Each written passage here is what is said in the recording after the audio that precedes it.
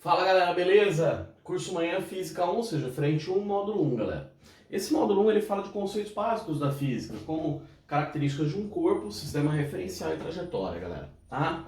Primeiro, sempre que a gente for definir um corpo, galera, classificar um corpo, a gente vai subclassificar ele em duas divisões aqui, né? Uma que a gente chama de corpo extenso e outra que a gente chama de ponto material, tá? Qual é a diferença entre corpo extenso e ponto material? Corpo extenso é quando o tamanho desse objeto, o tamanho desse corpo, não pode ser desprezado em relação ao que ele faz. E ponto material, até o cachorro está participando, ponto material é quando o tamanho desse objeto, galera, é desprezível em relação ao movimento que ele faz. Cuidado, que esse conceito é extremamente relativo, ou seja, depende do que está acontecendo, né? Por exemplo, um elefante pulando em sua cabeça, o tamanho dele não pode ser desprezado, então ele é um corpo extenso. Você estacionando o seu carro, o tamanho não pode ser desprezado, então ele é um corpo extenso. Agora, se a gente colocar esse mesmo elefante em órbita ao redor da Terra, o tamanho dele é completamente desprezível, ou seja, ele vai ser classificado como um ponto material, tá? Sempre que a gente precisa pensar em alguma coisa que seja muito grande, galera, sempre vai existir alguma coisa maior ainda. A gente pode pensar, por exemplo, na Terra, e você vai falar, a Terra é um corpo extenso. E na realidade, dependendo do movimento que ela faz, ela é considerada um ponto material. Por exemplo, a Terra no movimento ao redor do Sol, o tamanho dela é completamente desprezível, ou seja, a Terra é considerada um ponto material. Tá? Agora, o que seria esse sistema referencial, galera? Ele serve como uma referência, né? Ele é uma referência para a gente estabelecer o conceito de repouso ou movimento, né?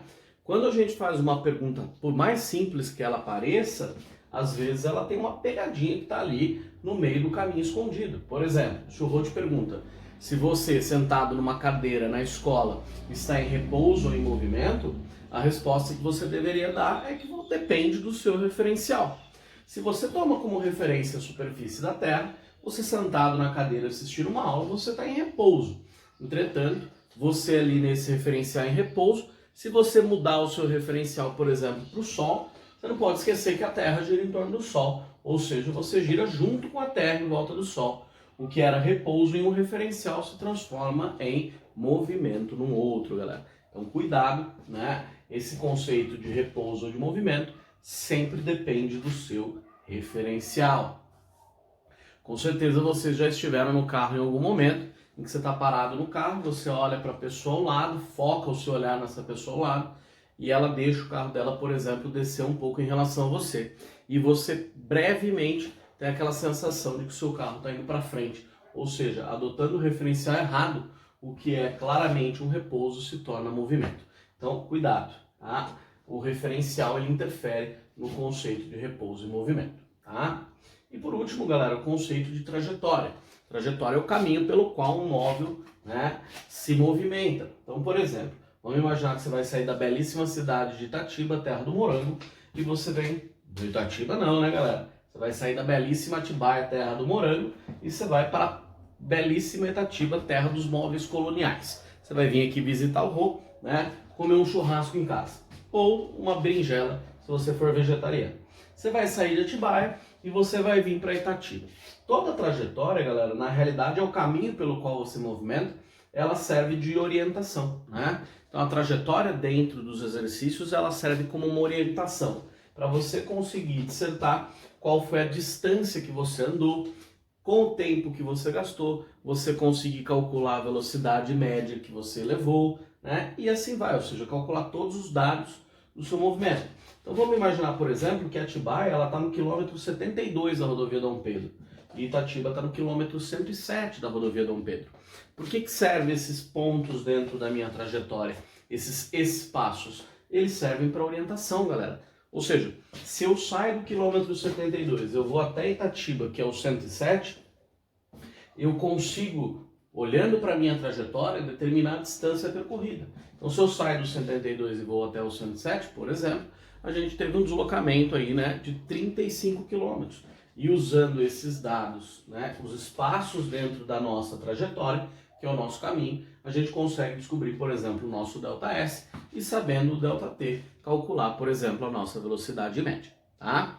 Então, não é complicado, são exercícios que são simples, né, desses conceitos básicos.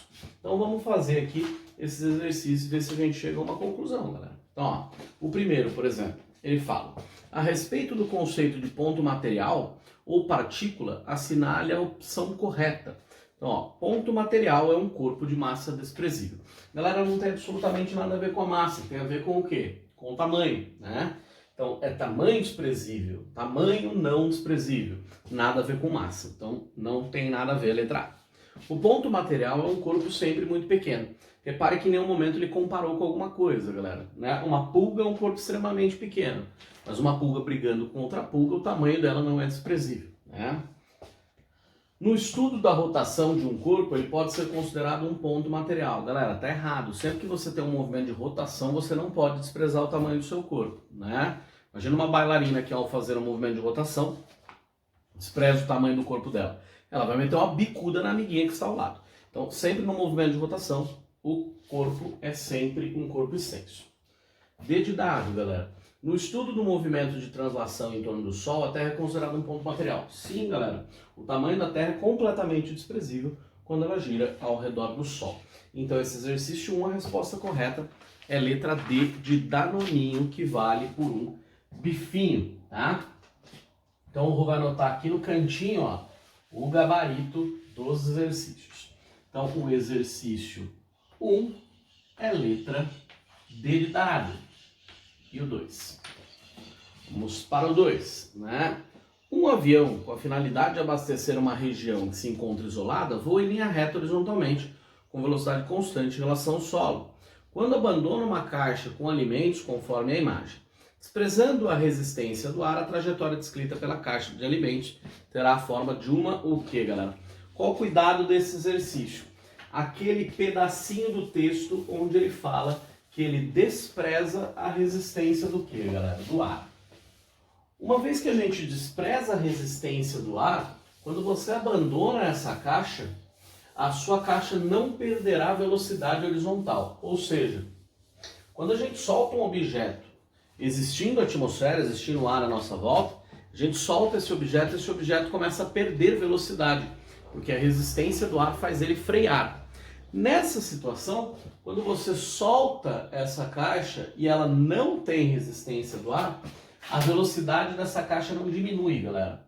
A velocidade do avião não diminui e a velocidade da caixa também não diminui.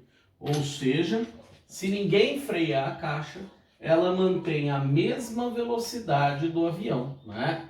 Ela possuía a mesma velocidade do avião, eles estavam andando juntos, a caixa dentro dele. Uma vez que ele abandona a caixa, sem resistência do ar, essas velocidades vão ser iguais. Ou seja, para alguém que está no avião, vai ver simplesmente essa caixa caindo em linha reta. Só que não podemos esquecer que existe a gravidade. Então, conforme essa caixa cai, ela vai ganhando velocidade, galera. Cada vez mais a velocidade dela aumenta.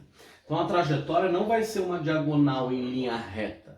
A trajetória vai ser um arco de parábola, uma vez que ela começa a ganhar muita velocidade, né? Muita velocidade para baixo, ela vai começar a cair cada vez mais rápido, então ela não vem numa diagonal, ela vem num arco de parábola. Então vamos lá, letra A. Parábola, do ponto de vista de um observador que está no avião. Não, galera.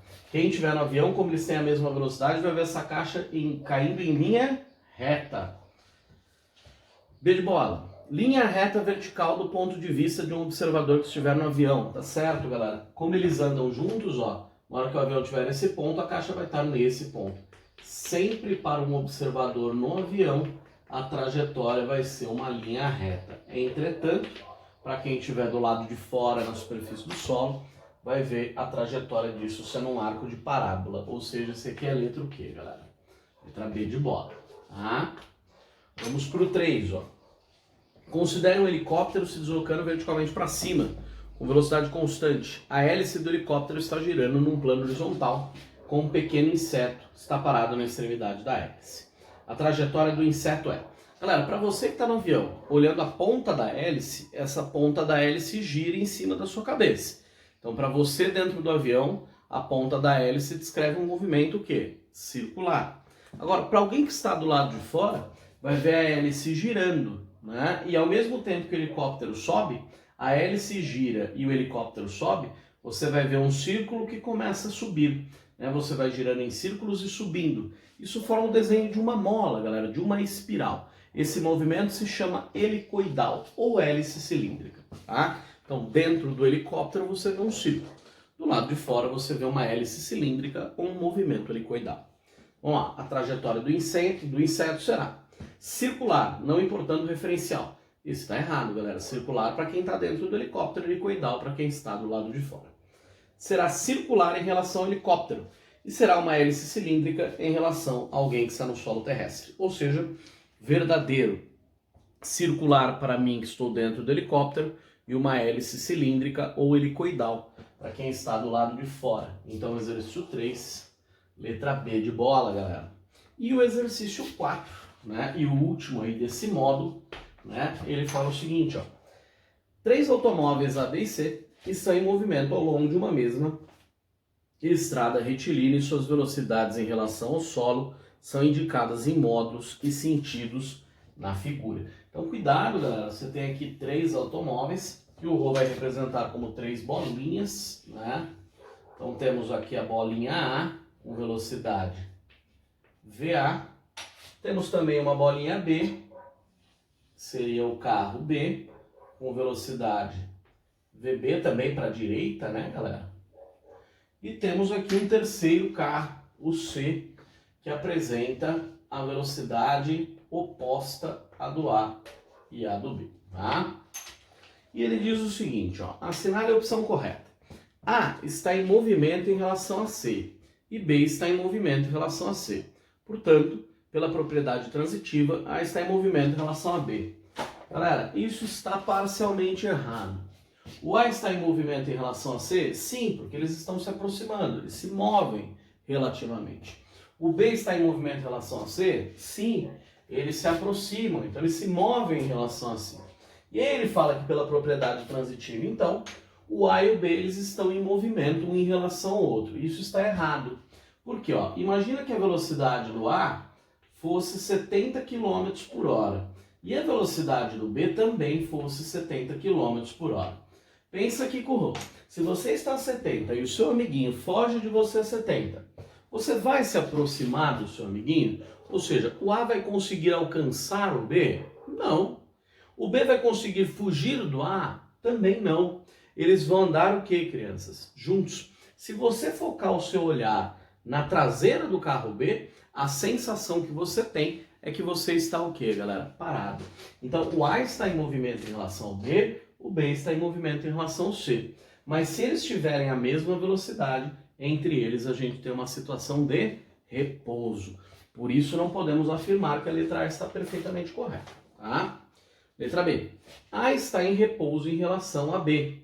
E A está em repouso em relação a B porque A e B têm velocidades iguais em relação ao solo terrestre. Verdadeiro, galera.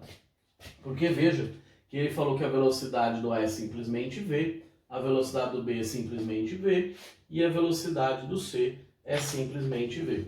Ou seja, se eles realmente têm velocidades iguais, eles estão um em relação ao outro em repouso.